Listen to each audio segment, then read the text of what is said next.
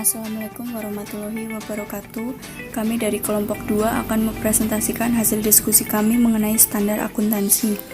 Namun sebelum itu izinkan kami untuk memperkenalkan anggota kami terlebih dahulu yang terdiri dari Abdurrahman Saurif, NIM 101, Kofifa Setiana, NIM 122, Elisa Yuliana, NIM 167, Titik Banundari, NIM 184, dan Noval Amartia, NIM 194.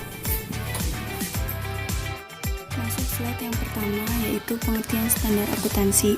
Standar akuntansi keuangan merupakan aturan dan pedoman bagi manajemen dalam menyusun laporan keuangan. Dengan adanya standar akuntansi yang baik, laporan keuangan menjadi lebih berguna, dapat diperbandingkan, tidak menyesatkan, dan dapat menciptakan transparansi bagi perusahaan. Menurut Financial Accounting Standard Board atau FASB mendefinisikan standar akuntansi sebagai berikut. Standar akuntansi adalah metode yang seragam untuk menyajikan informasi sehingga laporan keuangan dari berbagai perusahaan yang berbeda dapat dibandingkan dengan lebih mudah.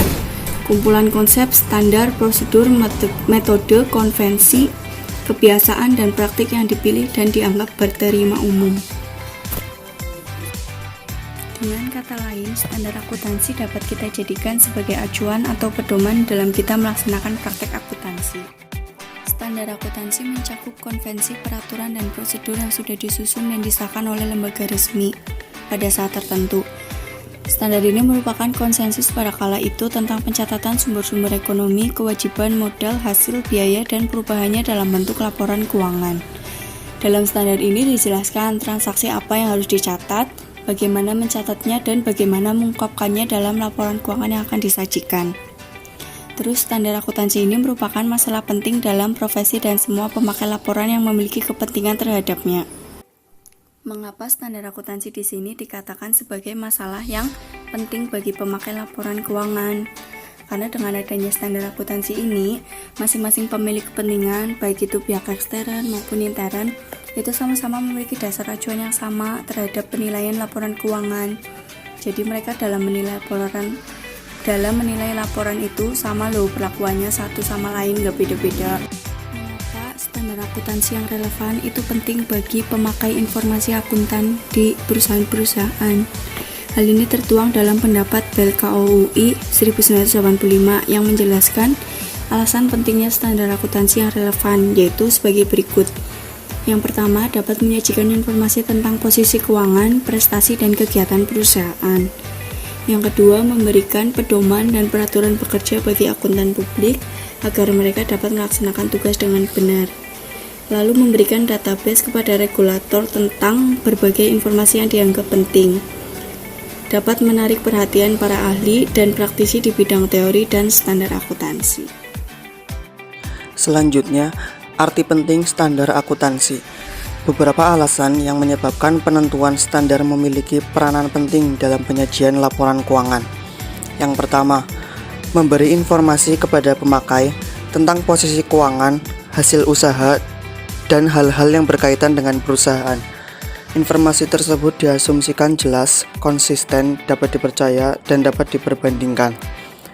Yang kedua, memberikan pedoman dan aturan bagi akuntan publik untuk melaksanakan kegiatan audit dan menguji validitas laporan keuangan. Yang ketiga, memberi data dasar bagi pemerintah tentang berbagai variabel yang dipandang penting dalam mendukung pengenaan pajak, membuat regulasi, perencanaan ekonomi, dan peningkatan efisiensi dan tujuan sosial lainnya. Yang berikutnya, pendekatan dalam penentuan standar. Yang pertama, pendekatan pasar bebas. Dilandasi asumsi dasar bahwa informasi akuntansi merupakan komoditi ekonomi serupa barang atau jasa lain. Atas dasar asumsi tersebut, jumlah informasi akuntansi yang disajikan akan dipengaruhi oleh kekuatan permintaan dan penawaran. Permintaan muncul dari pemakai yang berkepentingan, sedangkan penawaran dilakukan oleh perusahaan dalam bentuk laporan keuangan. Pihak yang terlibat yaitu permintaan pihak yang menggunakan laporan keuangan, penawaran yaitu pihak yang membuat laporan keuangan. Yang kedua, pendekatan regulasi. Adanya berbagai krisis dalam penentuan standar mendorong munculnya kebijakan regulasi akuntansi.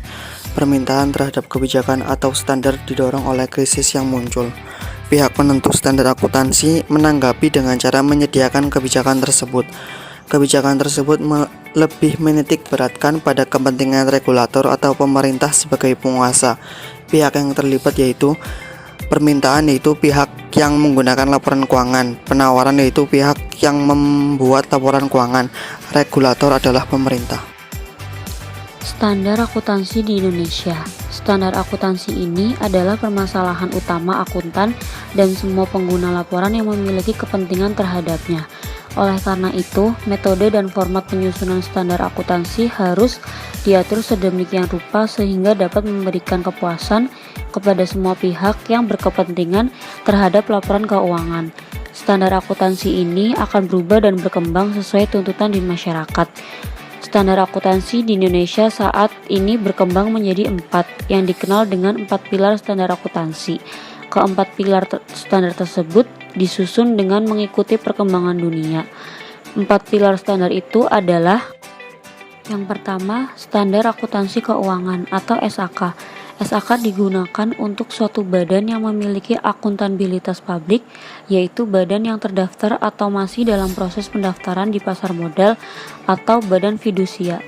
Badan usaha yang menggunakan dana masyarakat seperti asuransi, perbankan, dan dana pensiun. Sejak tahun 2012, Ikatan Akuntan Indonesia atau IAI mengadopsi standar dari International Financial Report Standard atau IFRS untuk standar akuntansi keuangan yang berlaku di seluruh perusahaan terdaftar yang ada di Indonesia. Yang kedua adalah standar akuntansi keuangan badan usaha tanpa akuntabilitas publik atau SAK-ETAP. SAK-ETAP digunakan untuk suatu badan yang tidak memiliki akuntabilitas publik signifikan dalam menyusun laporan keuangan untuk tujuan umum. SAK-ETAP juga mengikuti standar yang ditetapkan oleh IFRS khususnya bidang small medium enterprise atau usaha kecil menengah. SAK-ETAP ini dikeluarkan sejak tahun 2009 dan berlaku efektif pada tahun 2011. SAK-ETAP pada dasarnya adalah penyederhanaan dari SAK IFRS.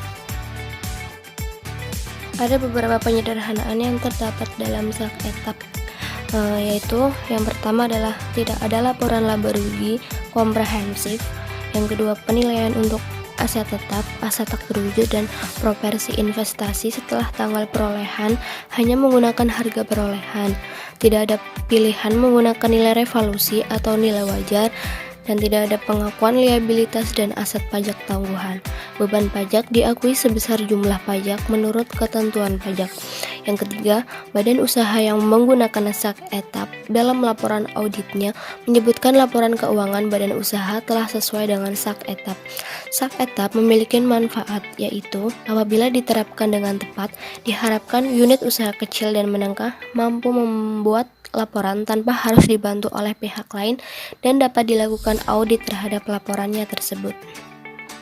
Yang keempat adalah sasaran SAK-ETAP ini memang ditujukan untuk jenis usaha kecil dan menengah, namun tidak banyak pengusaha UKM yang memahami hal ini. Perlu adanya sosialisasi dan pelatihan untuk SAK-ETAP ini agar UKM dapat berkembang dan dipercaya oleh investor.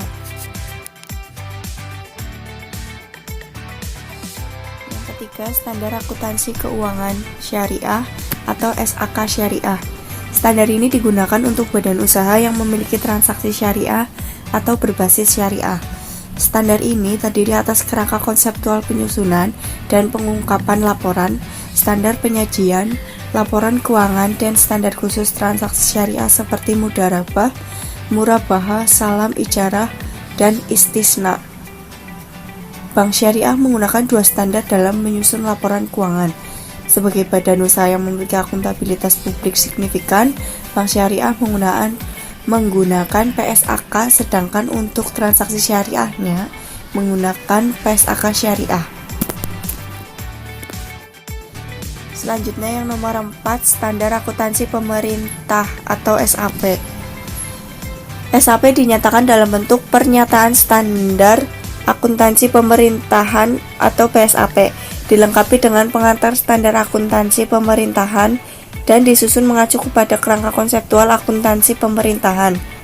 Standar ini digunakan untuk menyusun laporan keuangan instansi pemerintahan baik pusat ataupun daerah. SAP disusun dan disahkan oleh Komite Standar Akuntansi Pemerintah (KSAP/SAP). SAP berbasis aktual ditetapkan dalam Peraturan Pemerintah Nomor 71 Tahun 2010. Standar akuntansi pemerintahan ini berbeda dengan 3 jenis standar akuntansi sebelumnya. Pengguna SAP biasanya terbatas di kalangan pemerintahan saja, sehingga publikasi laporan keuangan bidang pemerintahan tidak terbuka seperti laporan keuangan perusahaan. Yang terakhir adalah kesimpulan. Penyajian laporan keuangan di setiap perusahaan berbeda-beda tergantung jenis kegiatan dari perusahaan tersebut. Perbedaan penyajian pelaporan keuangan tersebut tentunya akan membingungkan bagi pengguna jika ia mencoba membandingkan kondisi dua perusahaan. Standarisasi format laporan keuangan diperlukan untuk mengatasi masalah ini. Dengan adanya standarisasi ini, tidak hanya akuntan profesional yang akan mudah membaca kondisi perusahaan, tetapi juga orang awam yang ingin mengetahui kondisi perusahaan tersebut juga. Demikian presentasi dari kelompok kami, kurang lebihnya mohon maaf. Wassalamualaikum warahmatullahi wabarakatuh.